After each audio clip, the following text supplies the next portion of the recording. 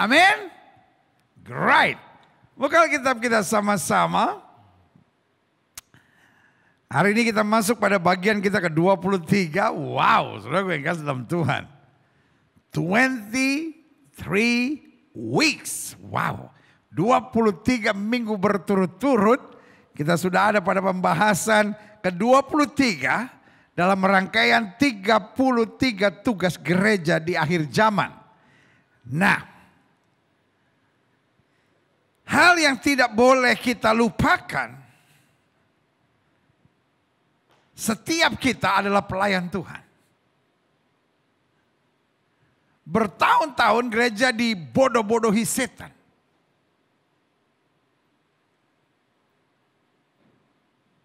Gereja dipisah dalam dua kelompok yang sangat bodoh. Ada pelayan Tuhan, ada orang awam. Saya yakin sudah pasti pernah dengar istilah ini. Ada hamba Tuhan atau pelayan Tuhan dan orang awam. Kenapa itu orang awam? Orang awam pokoknya yang masih bisa beralasan untuk berbuat dosa. Ya, saya kan bukan hamba Tuhan, saya kan ya bukan pelayan Tuhan, saya kan cuma jemaat awam. Jadi wajarlah kalau sampai masalah rumah tangga berat jadi harus bercerai, wajarlah kalau saya ya selingkuh, wajarlah kalau saya masih merokok. Saya kan bukan pelayan Tuhan, kalau pelayan Tuhan gak boleh merokok. Kalau saya kan cuma jemaat awam. Nah, saudara gue yang kasih dalam Tuhan. Bertahun-tahun orang di gereja merasa ada alasan untuk saya berbuat dosa karena saya hanya jemaat awam. Tapi hari ini saya declare sama saudara. Setiap orang yang sudah diselamatkan adalah pelayan Tuhan. Karena tadinya kita hamba dosa dipindahkan menjadi hamba Kristus. Dari hamba dosa menjadi hamba kebenaran, dari hamba kegelapan menjadi hamba terang, dari hamba setan menjadi hamba Kristus. Jadi hari ini dapat saya declare kita adalah pelayan-pelayan Tuhan. Ingat Maria. Mengajar kita pelajaran yang sangat luar biasa. Di masa tekanan beratnya dia berkata apa?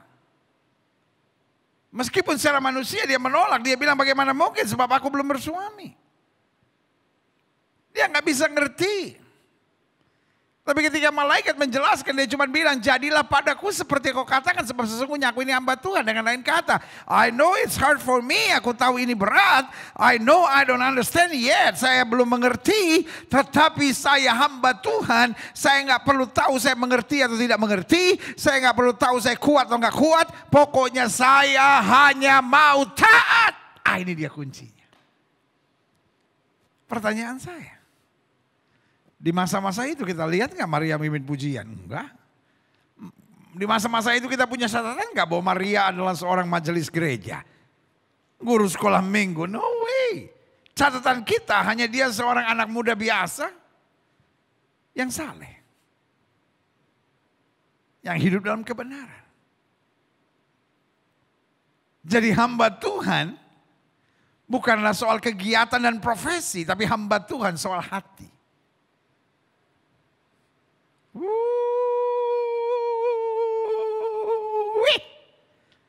Tulis di live chat saudara. Di kolom komen saudara. Hamba Tuhan itu soal hati. Saya khawatir ada orang yang profesinya hamba Tuhan. Tapi sebetulnya bukan hamba Tuhan. Dia cuman work. Dia cuman kerja. Dalam ruang lingkup pelayanan. Tapi dia bukan hamba Tuhan. Karena hamba Tuhan adalah seorang yang sadar. Bahwa semua yang dia punya berasal dari Tuhan. Seorang hamba Tuhan adalah seorang yang sadar apapun yang dia kerjakan untuk Tuhan. Seorang hamba Tuhan adalah seorang yang sadar tanpa Tuhan dia tidak bisa buat apa-apa. Itu sebabnya hari ini kita akan belajar. Tunaikanlah tugas pelayanan. Karena pada dasarnya setiap kita adalah pelayan Tuhan. Setiap kita adalah hamba Tuhan. Setiap jemaat Tuhan Yang olehnya Tuhan percayakan saya gembalakan melalui pelayanan online ini. Saya harus tekankan dan pastikan setiap saudara menyadari bahwa saya adalah pelayan Tuhan. Mungkin saudara menatap saya dan berkata, saya tentara pendeta. Sebagian saudara berkata, saya polisi pendeta. Sebagian saudara berkata, saya pengacara pendeta. Sebagian saudara berkata, saya seorang dosen pendeta. I don't care. Saudara boleh menatap saya dan berkata, saya seorang arsitek pendeta. Saudara menatap saya dan berkata, saya hanya seorang mahasiswa pendeta. I don't care. Tapi yang saya mau tekankan buat saudara, di hadapan Tuhan, engkau adalah pelayan Tuhan. You are the servant of God. Engkau adalah hambanya Tuhan. Tunaikan tugas pelayanan. Ya tapi saya daftar di gereja, saya ditolak. Saudara, gue kasih dalam Tuhan, pelayanan bukannya di gereja. Ketika engkau menjadi mahasiswa yang berprestasi, itulah pelayananmu. Ketika engkau menjadi ibu rumah tangga yang luar biasa, itulah pelayananmu. Ketika engkau driver ojol tapi melayani dengan yang terbaik dalam kapasitasmu sebagai driver ojol, itulah tugas pelayananmu. Ketika engkau SPG, tapi engkau SPG yang melakukan yang terbaik dalam hidupmu. Engkau menjauhi dosa, engkau berkomitmen untuk melakukan yang jujur dan benar. Saya beri nama engkau menunaikan tugas pelayananmu. Saya harap setiap kita menyadari. Thank God buat pandemi hari-hari ini. 1 tahun setengah lebih. Hampir 2 tahun. Sebagian besar pintu-pintu gedung gereja masih tertutup. Betul masih ada yang sudah on site. Tapi sebagian besar masih tertutup. Ini mengajar kepada kita tugas pelayanan bukan hanya di gedung gereja. Kalau tugas pelayanan kita hanya ruang lingkup gedung gereja, saudara yang kasih dalam Tuhan, kita semua nggak bisa melayani. Tapi yang saya mau ingatkan buat setiap saudara, kita harus keluar. Gereja adalah tempat kita berkumpul dan belajar. But the real ministry itself is not in church. Pelayanan yang sejati bukan di gereja, tapi menjadi suami yang baik. Menjadi istri yang bertanggung jawab. Menjadi mertua yang penuh kasih. Menjadi menantu yang jadi berkat. Menjadi orang-orang muda yang hidup berkualitas. Menjadi politisi-politisi yang dapat diteladani. Menjadi pemimpin-pemimpin yang menyatakan kemuliaan Tuhan. Menjadi karyawan-karyawan yang jujur, takut akan Tuhan, menjauhi kejahatan. Semuanya itu menyatakan kita menunaikan tugas pelayanan kita. Karena akibat yang kita harapkan, orang melihat perbuatanmu yang baik dan memuliakan Bapa yang di sorga. Haleluya. Buka Alkitab kita sama-sama.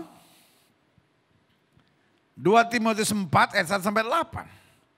Di bawah judul perikop, penuhilah panggilan pelayananmu. Di hadapan Allah dan Kristus Yesus yang akan menghakimi orang-orang yang hidup dan yang mati. Aku berpesan dengan sungguh-sungguh kepadamu demi pernyataan dan demi kerajaan. Ya, lihat, saudara yang kasih dalam Tuhan, Paulus tulis surat ini kepada Timotius, anak rohaninya. Tetapi ini bukan bicara tentang kepentingannya, kerinduannya, kemauannya, targetnya, visinya, no. Kalau saudara perhatikan ayat yang pertama, ini luar biasa. Di hadapan Allah dan Kristus Yesus yang akan menghakimi orang yang hidup dan yang mati, aku berpesan dengan sungguh-sungguh padamu demi pernyataan dan demi kerajaannya. Jadi bukan my vision, bukan my will, tetapi aku tahu karena Kristus Yesus akan menghakimi orang yang hidup dan yang mati. Karena aku berpesan sungguh-sungguh, I beg you, aku memohon kepadamu. Aku mengemis kepadamu. Beritakanlah firman. Siap sedialah, baik atau tidak baik waktunya. Nyatakan apa yang salah. Tegurlah dan nasihatilah. Wah, banyak orang titik sampai di sini. Kita harus beritakan firman. Kadang-kadang dengan cara-cara yang kasar, saudara.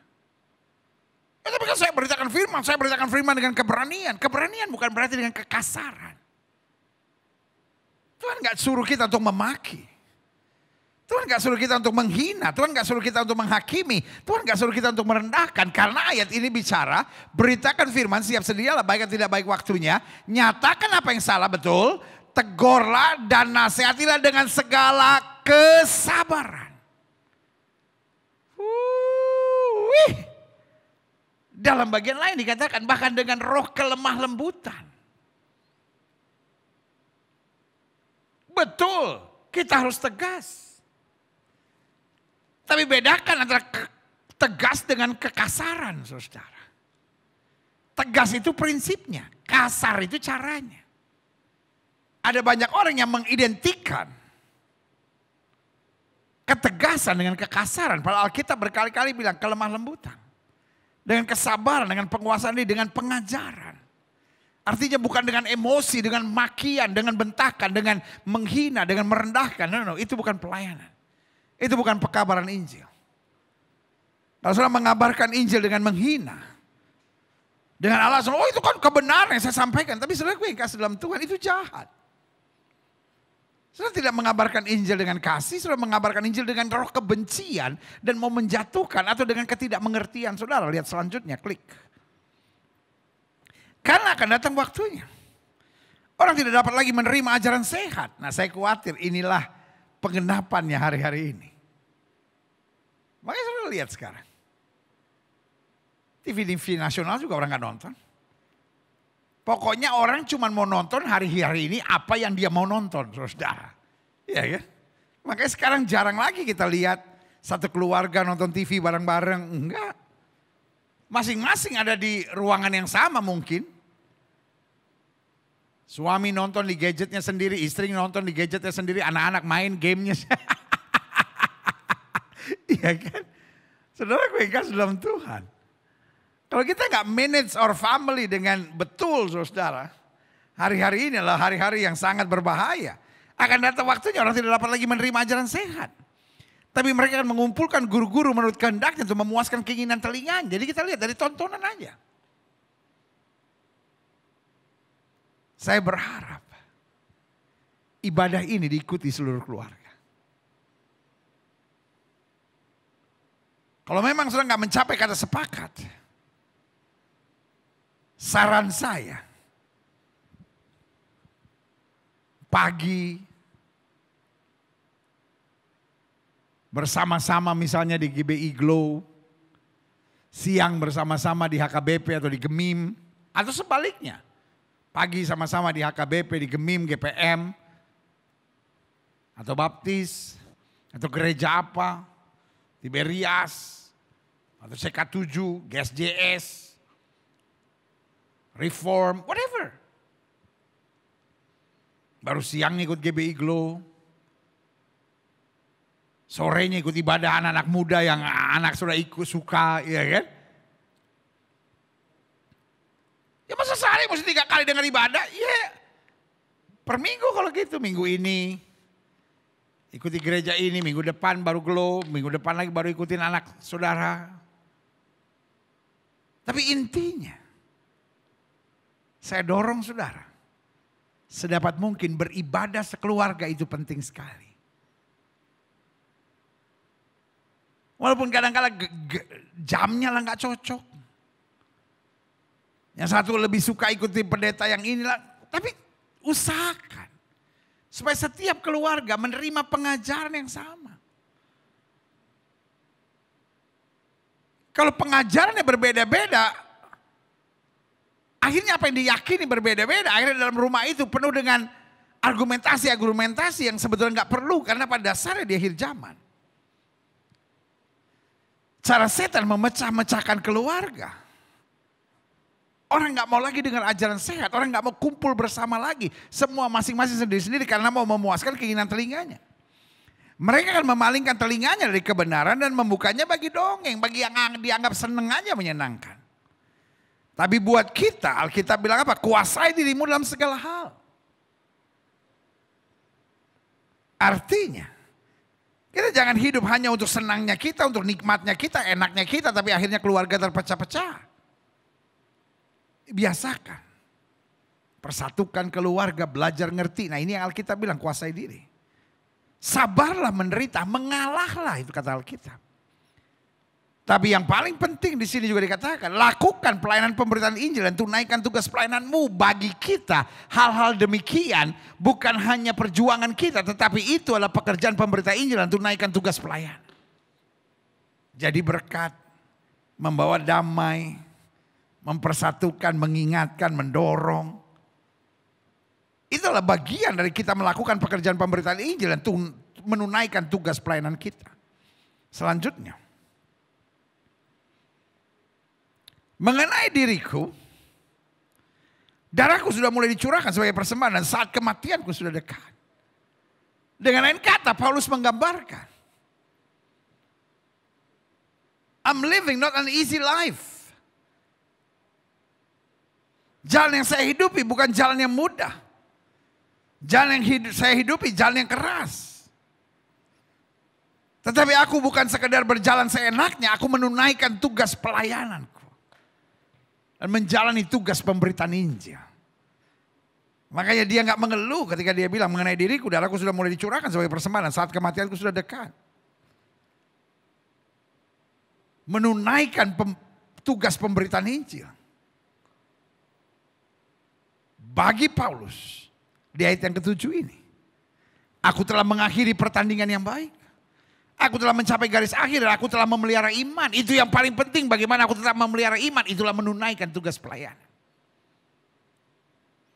Supaya kita senantiasa mendahulukan iman lebih daripada logika. Kita mendahulukan hal-hal rohani lebih daripada sekedar perasaan daging dan keinginan manusiawi kita sendiri.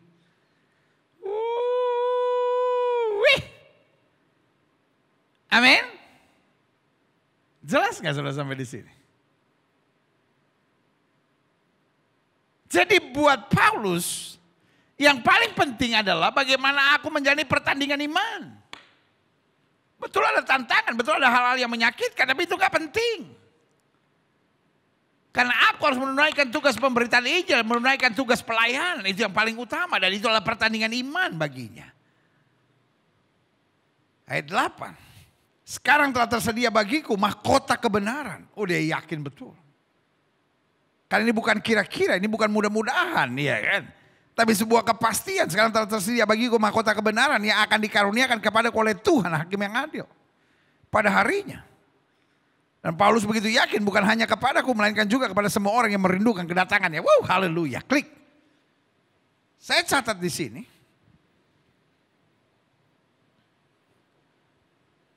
Perintah firman Tuhan bagi Timotius juga secara profetik bagi kita semua sangatlah jelas.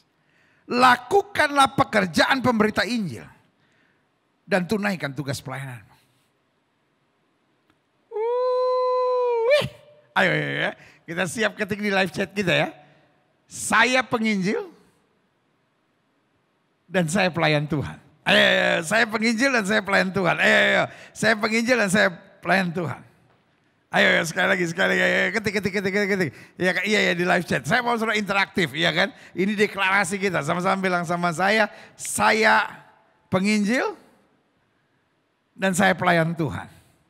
Iya, saya penginjil dan saya pelayan Tuhan. Ingat ya, karena Alkitab bilang, dan ini saya percaya perintah profetik. Bukan hanya Paulus kepada Timotius, tetapi Tuhan buat gerejanya di akhir zaman ini. Lakukanlah pekerjaan pemberitaan Injil. Siapapun saudara, politisi kah saudara? Seorang karyawan kah saudara? Kaum profesi kah saudara? Jelas firman Tuhan katakan apa? Lakukanlah pekerjaan pemberita Injil. Engkau tetap harus mengabarkan Injil. Alkitab tidak bilang lakukanlah tugas pendeta. Pemberitaan Injil. Ini bukan soal kependetaan, tapi ini soal Injil, keselamatan. Yang menyelamatkan, karena Alkitab bilang Injil adalah kekuatan Allah, Injil adalah penghiburan, Injil adalah kepastian, dan Injil adalah jawaban. Dan kemudian tunaikan tugas pelayananmu. Artinya apa? Kita bukan hanya memberitakan Injil, tetapi kita melayani.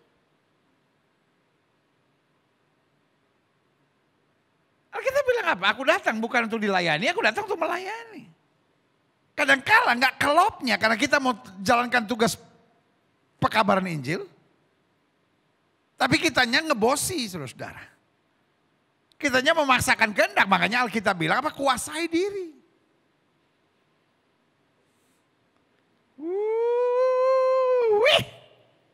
Saya harap setiap saudara sadar. Engkau adalah pemberita Injil. Dan pada saat yang bersamaan, engkau adalah pelayan Tuhan. Ketika setiap kita mulai menyadari saya harus mengabarkan Injil dan saya adalah pelayan Tuhan, saya harus melayani, saya harus jadi berkat, saya harus ada dalam pertandingan iman dan saya harus tetap memelihara iman. Saya percaya anugerah Tuhan luar biasa bagimu, haleluya. Klik. Saya catat di sini. Ada 4 larangan serius buat kita dalam tugas pemberitaan Injil. Dan menyelesaikan tugas pelayanan pekerjaan Tuhan. Yang pertama kata Alkitab, jangan angin-anginan. Apa artinya? Alkitab bilang begini. Beritakan firman baik atau tidak baik waktunya. Kita kan kadang-kala, saya mau ini tapi lagi malas. Ini dia. Kadang-kala kita gak mengerjakan tugas pelayanan, kita gak mengerjakan pekerjaan Injil. Atau pemberitaan Injil. Kenapa? Karena kita angin-anginan. Gampang ngambek. Orang Manado bilang gampang maraju ngon ini. Iya kan. Pokoknya kalau lagi semangat. Wah, kerja buat Tuhan selalu manis. Tapi kalau lagi hilang semangat. Tertindih dengan beban berat. Semangat.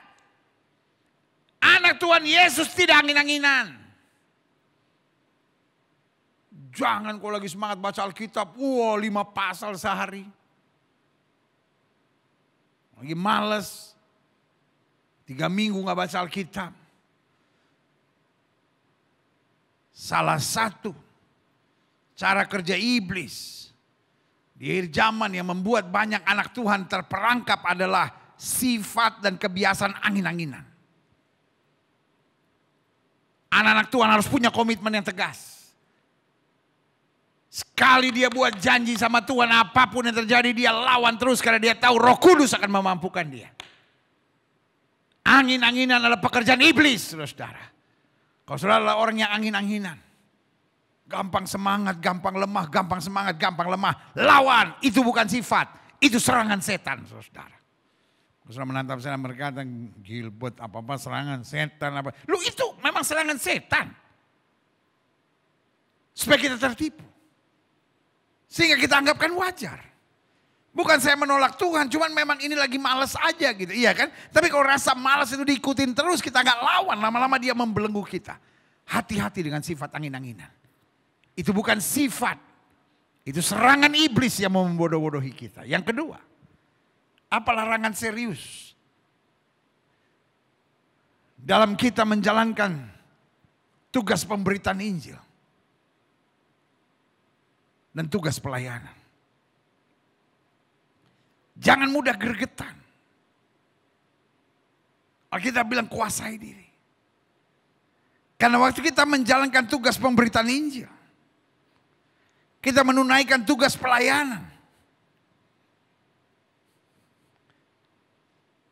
Salah satu strategi setan adalah membuat kita emosi. Iblis paling senang dengan orang-orang yang emosional. Kadang-kadang kan kita udah ngalah nih. Kita udah sabar nih. Kadang-kadang kita udah berserah sama Tuhan. Tapi ada aja peristiwa-peristiwa yang ngeyel banget gitu. Sampai kita bilang, lu gua ngalah, lu malah seenaknya, lu belum kena. Hello. Ada banyak suami kenapa mau bercerai, ada banyak istri kenapa mau bercerai. Karena udah gregetan. Ada banyak orang keluar dari pelayanan kenapa udah gregetan. Kenapa banyak orang akhirnya udah kenal pelayanan. Tapi bisa berkelahi sama orang karena gregetan. Waktu kita tahu kita pemberita Injil. Waktu kita tahu kita punya tugas untuk menyelesaikan tugas pelayanan. Berarti kita sadar Tuhan saya hanya hamba. Saya nggak boleh emosional, saya nggak boleh gregetan. Saya harus lebih sabar. Saya harus belajar lebih berserah. Saya harus lebih belajar mengandalkan Tuhan. Karena saya hanya pelayan Tuhan. Amin. Yang ketiga, larangan seriusnya. Bukan hanya jangan angin-angin, jangan mudah gregetan, jangan ikut-ikutan.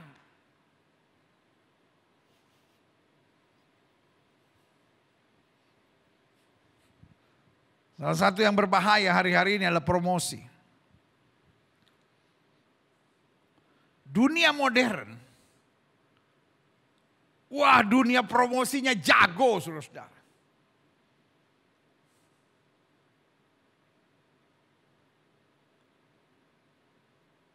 Lihat aja sekarang. Dulu kalau TV ada iklan, kita pindahin.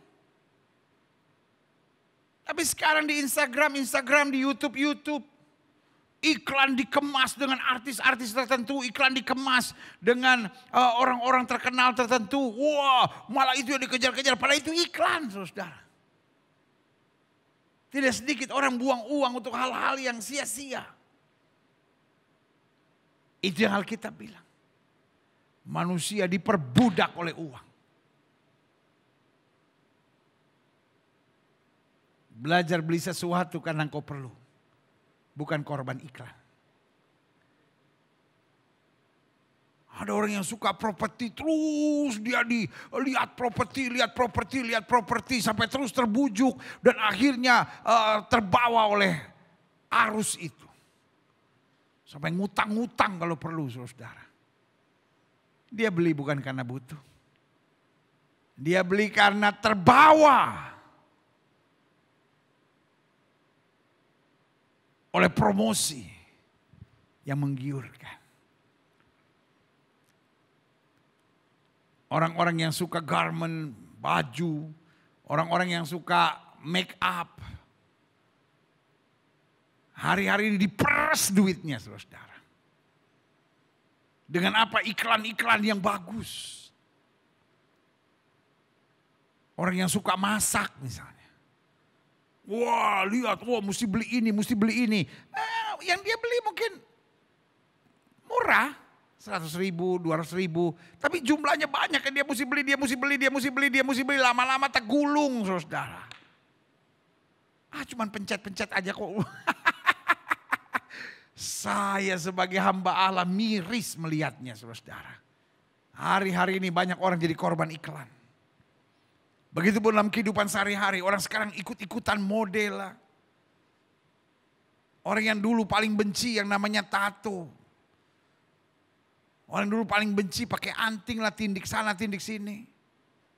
Orang yang dulu paling benci dengan gaya-gaya sosialita. Tapi sekarang karena terbawa dengan suasana medsos dan lain-lain. Tertipu dan ikut-ikutan. Anak Tuhan punya prinsip.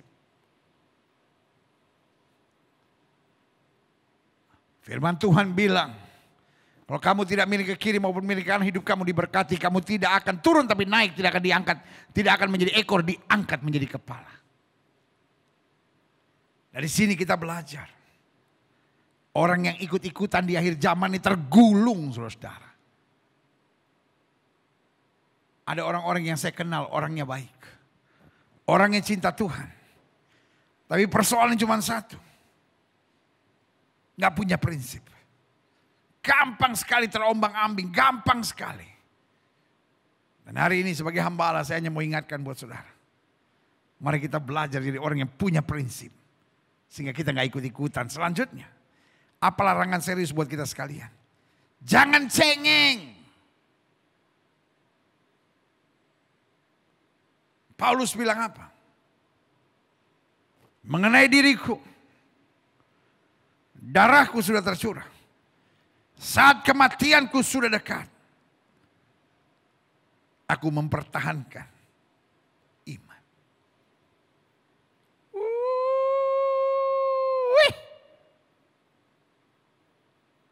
Di akhir zaman Alkitab berkata, hidup begitu keras. Bahkan pahlawan pun sampai menangis. Tapi ini yang saya mau ingatkan buat saudara.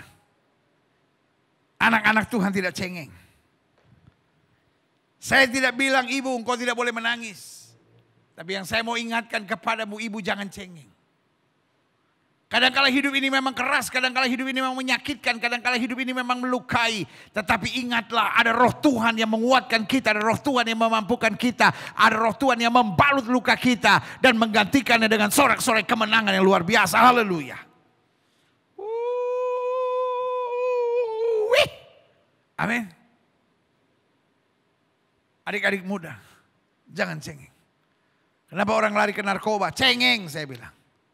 Kenapa orang lari ke seks bebas? Cengeng. Kenapa orang akhirnya selingkuh? Cengeng. Ya habis istri saya pendeta nggak ngerti saya, nggak peduli saya. Ya saya sih sebetulnya nggak mau. Cuman ada perempuan yang mengerti saya. Mungkin ini dari Tuhan. Bukan dari Tuhan, dari setan, saudara. Sebagai hamba Allah saya mau ingatkan buat saudara, kok hidup cengeng banget sih. Kok ada tantangan, berdiri tegak. Kalau ada tantangan, minta Roh Kudus menguatkan. Kalau ada tantangan, ingat roh di dalam kita lebih besar dari roh yang alam dunia ini. Anak Tuhan tangguh. Anak Tuhan kuat. Anak Tuhan percaya. Tuntunan Roh Kudus akan memampukan dia melewati semuanya. Kalaupun air mata turun, hapus air matamu. Dan bilang, Tuhan penghiburanku. Memberikan aku kemenangan tepat pada waktunya. Haleluya. Wow. Yes. Selanjutnya saya pelajari. Adapun tugas pelayanan dan pemberitaan Injil. Apa yang sebetulnya dimaksud dengan tugas pelayanan dan pemberitaan Injil? Yang pertama, saya pelajari yaitu tunjukkan kesiapan untuk terus belajar. Itu yang namanya tugas pelayanan dan tugas pemberitaan Injil. Karena dengan engkau terus belajar, yang pertama engkau meninggalkan yang salah.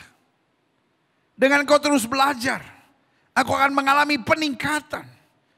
Dengan engkau terus belajar, engkau makin memahami isi hati Tuhan. Dengan engkau terus belajar, engkau akan makin mampu menghadapi segala sesuatu dalam kehidupan ini. Itulah engkau akan menjadi pemberita Injil. Itulah yang membuat engkau mampu menyelesaikan tugas pelayanan. Ada orang-orang yang karunianya hebat, tapi sombong. Ada orang-orang yang karunianya luar biasa, tetapi nggak mau belajar. Yang kayak begini justru akan menjadi batu sandungan. Sebagai rekan dalam Tuhan, saya perlu ingatkan kembali rekan-rekan yang saya kasih dalam kasih Kristus. Life is a learning process. Life is a learning journey. Hidup adalah pelajaran panjang yang harus kita lewati. Kalau engkau gagal, jangan marah. Kalau engkau gagal, jangan salahkan orang. Meskipun ada orang-orang di sekitarmu yang menyakitkan kau, mengecewakan kau, tapi belajar. Belajar untuk menghadapi, belajar tetap tenang, belajar tetap kuat, belajar tidak terpengaruh, belajar tetap mendahulukan Kristus lebih dari segala-galanya. Gagal bukan akhir. Hal-hal yang menyakitkan bukan akhir. Dikecewakan, disakiti, dilukai bukan akhir. Belajar sampai kita melihat rancangan Allah makin nyata dalam hidup kita. Haleluya. Yang kedua, apa yang kita bisa bilang? Tugas pelayanan dan pemberitaan Injil. Tunjukkan teladan. Tunjukkan teladan. Paulus bilang sama Timotius yang muda, jadilah, jangan seorang pun menganggap engkau rendah karena engkau muda, tapi jadilah teladan. Tunaikan tugas pelayanan, tunaikan tugas pemberitaan Injil. Bukan berarti kemana-mana engkau harus pegang Alkitab. Lalu ketemu orang, dengar firman Tuhan ya. Alkitab bilang,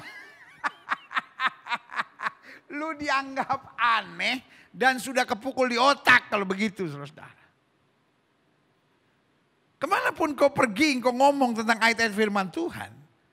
Kalau hidupmu jadi batu sandungan, kalau hidupmu tukang bohong, hidupmu kasar, hidupmu kepala batu, hidupmu menang sendiri, engkau memuakan orang di sekitarmu. Orang di sekitarmu akan bilang, jijik gue lihat hidupnya, enak gue lihat kelakuannya. Ngomong tentang Tuhannya mah, lebih daripada Pope di Vatikan sana. Tetapi kelakuannya minus kuadrat katanya kita. Makanya Alkitab ajarkan kita untuk selalu menjadi teladan. Kalau orang yang menyebut dirinya anak Tuhan, nggak bisa jadi teladan. Pertanyaan saya, dunia mesti lihat siapa? Ketika kita meneladani Kristus, ketika kita meneladani Kristus, maka otomatis hidup kita menjadi teladan. Yang ketiga, apa tugas pelayanan dan tugas pemberitaan Injil? Sekali lagi saya ingatkan, tugas pelayanan, tugas pemberitaan Injil. Nggak harus jadi pendeta. Nggak harus aktivis gereja. Karena setiap kita pada dasarnya harus menuntaskan tugas pemberitaan Injil dan tugas pelayanan. Dengan apa? Kesiapan terus belajar. 2, tunjukkan teladan. Teladan hidup yang memuliakan Kristus. Yang ketiga, tunjukkan semangat serta kebiasaan positif PPKM. Ya kan? Ini istilah yang hari-hari ini terkenal, saudara. Dulu kita nggak pernah mengerti CT value itu apa. Dulu kita nggak pernah mengerti itu istilah-istilah PPKM, PSBB, apa lagi itu segala macam. Tapi saya meminjam istilah ini. Tunjukkan semangat serta kebiasaan positif PPKM. Apa itu PPKM? Pikiran, perasaan, kejiwaan, dan mulut harus positif.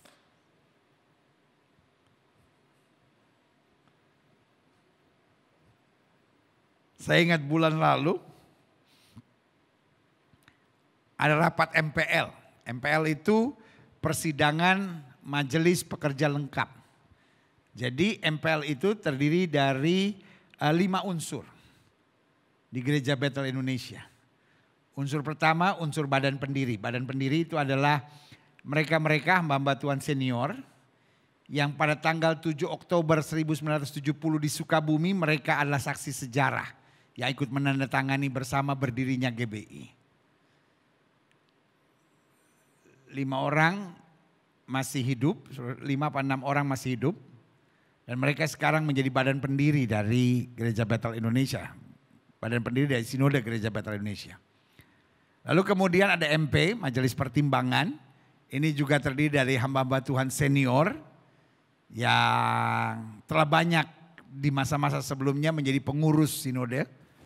Dan karena ketokohannya, karena kebijaksanaannya, karena kedewasaannya dalam mengarahkan, mereka diangkat sebagai MP. Lalu yang ketiga yaitu Badan Pekerja Harian atau kemudian namanya mau diganti menjadi Badan Pengurus Pusat. Sinode Gereja Bethel Indonesia. Yang keempat, unsur yang keempat adalah ketua-ketua Badan Pekerja Daerah. Jadi setiap provinsi, setiap wilayah ada namanya BPD, BPD-nya. Ketua Badan Pekerja Daerahnya. Semua ketua Badan Pekerja Daerah otomatis menjadi anggota MPL. Baru yang kelima, perwakilan-perwakilan daerah. Jadi hamba-hamba Tuhan yang cukup dihormati di daerahnya. Yang pernah beberapa kali menjadi ketua BPD. Lalu kemudian diangkat menjadi, dipilih maksud saya menjadi anggota perwakilan daerah. Jadi ada 5 unsur. Dan unsurnya adalah badan pendiri. Lalu kemudian Majelis Pertimbangan atau MP, lalu seluruh pengurus sinode, ketua BPD dan anggota perwakilan daerah. Itu yang namanya MPL, sekedar pengetahuan saudara.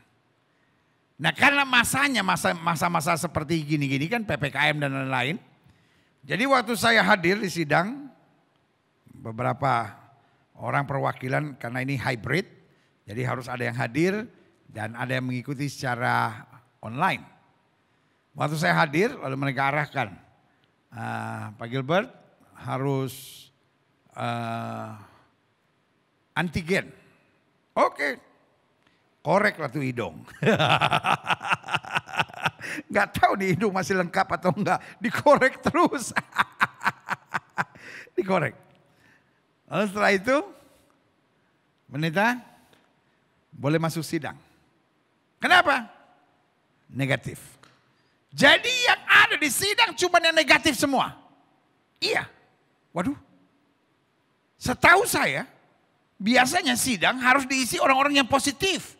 Bukan negatif.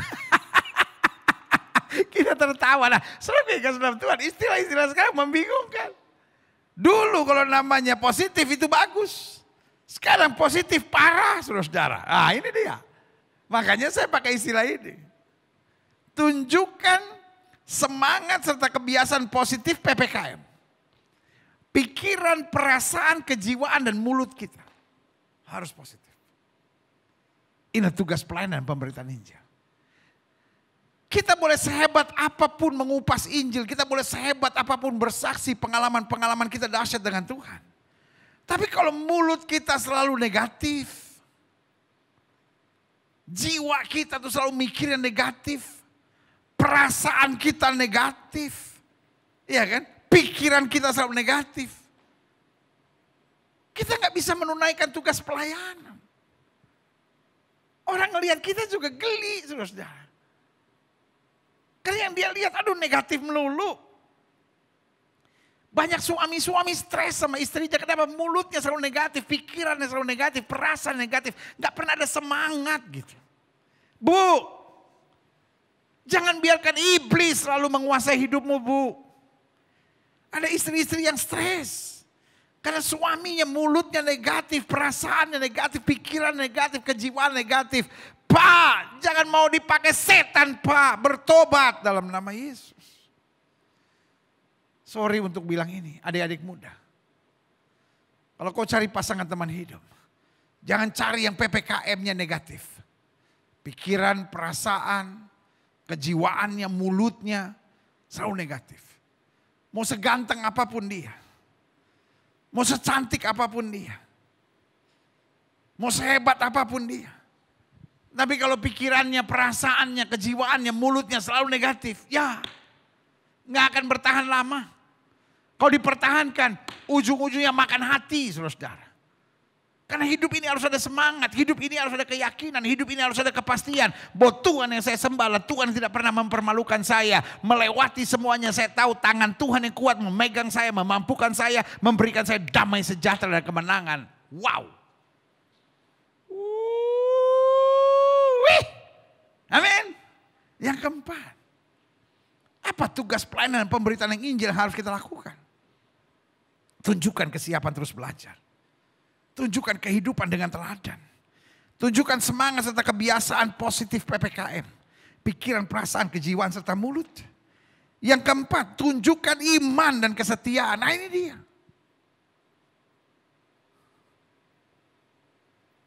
Pelayan-pelayan Tuhan dia hidup dengan iman. Dan sorry untuk bilang ini. Hari-hari ini bos.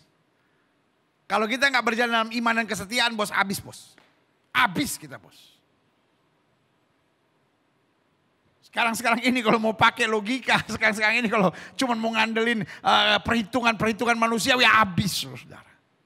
Tapi justru karena kita punya iman. Iman kita bersaksi kepada kita, Tuhan tidak pernah berikan pencobaan lebih daripada kemampuan anak-anaknya. Iman kita bersaksi kepada kita bahwa Tuhan tidak pernah terlambat. Iman kita bersaksi bahwa Tuhan mengutus pasukan malaikat yang tepat pada waktunya. Iman kita bersaksi kepada kita bahwa melewati air kita tidak akan dihanyutkannya, melalui api kita tidak akan dihanguskannya. Tuhan berperang ganti kita dan memberikan kemenangan yang gilang gemilang. Haleluya. Klik. Yes. Saya catat di sini, adapun serangan yang iblis mau kerjakan pada saat kita mulai mentaati perintah Tuhan. Lakukan pekerjaan pemberitaan ini dan tunaikan tugas pelayananmu. Apa yang setan mau buat? Yang pertama, yang harus kita hati-hati, yang harus kita berjaga. Supaya kita jangan tertipu. Kalau iblis gak bisa halangi kita untuk melakukan pemberitaan Injil dan menunaikan tugas pelayanan. Apa yang dia buat? Dia buat kita melakukan pekerjaan pemberitaan Injil dan menunaikan tugas pelayanan dengan kekuatan kita sendiri. Dan saudaraku yang kasih dalam Tuhan. Orang-orang yang mengandalkan kekuatannya sendiri pasti terkutuk. Awalnya mungkin asik. Awalnya mungkin kelihatannya oke. Tetapi Allah melawan orang-orang sombong. Jadi strategi iblis itu licik, saudara. Dengar baik. Strategi iblis itu licik. Kalau dia tidak bisa menghalangi saudara untuk tidak melakukan pekerjaan pemberitaan Injil dan menunaikan tugas pelayanan, maka dia izinkan saudara tetap memberitakan Injil, menunaikan tugas pelayanan, berbuat hal-hal baik untuk pekerjaan Tuhan, tetapi dengan mengandalkan kekuatan kita sendiri. Padahal selalu saya bilang, sekuat-kuatnya kita mengandalkan kekuatan kita sendiri pasti akan jatuh. Tapi selemah-lemahnya kita kalau kita mengandalkan Tuhan, kita lebih daripada orang-orang yang menang. Haleluya. Yang kedua, serangan yang iblis mau kerjakan pada saat kita mulai mentaati perintah Tuhan untuk melakukan pekerjaan pemberitaan Injil dan menunaikan tugas pelayanan. Yang kedua, sehingga kita memiliki alasan-alasan membenarkan penundaan-penundaan serta kelalaian-kelalaian. Ini yang bahaya. Kan kita mau melakukan hal-hal yang baik. Kita mau melakukan tugas-tugas yang bertanggung jawab. Kita mau jalankan hal-hal yang menyenangkan hati Tuhan. Ada suara-suara yang bilang, oh it's okay, nanti aja. Kayaknya belum bisa sekarang. Lalu akhirnya kita mulai lalai. Padahal kita bilang terkutuklah mereka yang mengerjakan pekerjaan Tuhan dengan lalai. Kenapa? Karena kita bisa lalai kalau kita kurang berdoa. Kita bisa lalai kalau kita tidak berjalan dengan iman. Kita bisa lalai kalau kita tidak berserah penuh pada Tuhan. Kenapa? Karena Roh Kudus mengingatkan kita kan seluruh janji Allah. Roh Kudus kan memampukan kita. Artinya apa? Selama kita bersandar pada Roh Kudus yang akan mengingatkan kita dan menguatkan kita melewati semuanya. Bagaimana cara kerja iblis? Kalau iblis tidak bisa menghalangi saya untuk melakukan pekerjaan pemberitaan Injil dan menunaikan tugas pelayanan, maka iblis akan coba arahkan saya untuk mengandalkan kekuatan saya sendiri. Saudara-saudara yang sedang kecewa hari-hari ini. Saudara-saudara yang sedang merasa gagal hari-hari ini. Saudara-saudara yang sedang merasa gak sanggup hari-hari ini, saya khawatir. Engkau sedang jatuh dalam dosa itu. Engkau sedang jatuh dalam permainan iblis itu. Karena engkau terlalu mengandalkan kekuatanmu sendiri. Balik pada Tuhan. Atau yang kedua,